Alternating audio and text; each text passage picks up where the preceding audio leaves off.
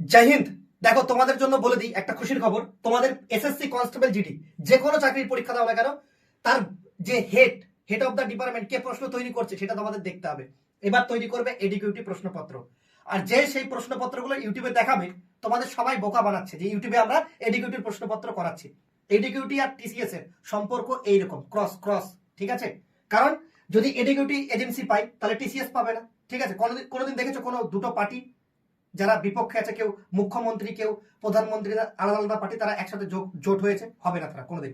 কারণ সেও চাইবে প্রধানমন্ত্রী সিটটা দখল করতে। অ্যাকচুয়ালি এটাই এডিকিউটি আর টিসিএস। যারা টিসিএস প্যাটার্নের পরীক্ষায় বসতে চাইছো না, তারা ভুল করছে। এডিকিউটিভ প্যাটার্নটা টোটালটাই আলাদা, সিলেবাস একই হতে পারে, তারা কখনো টিসিএস এর যে প্রিভিয়াস ইয়ারের প্রশ্ন সেটা করবে না। আমি তোমাদের বলে দিচ্ছি, এই ভিডিওটা দেখে নিও, সমস্ত কিছু ক্লিয়ার হয়ে যাবে। আর যারা এডিকিউটির নামে তোমাদের পড়াচ্ছে, তারা তোমাদেরকে সব থেকে বড় বোকা বানাচ্ছে।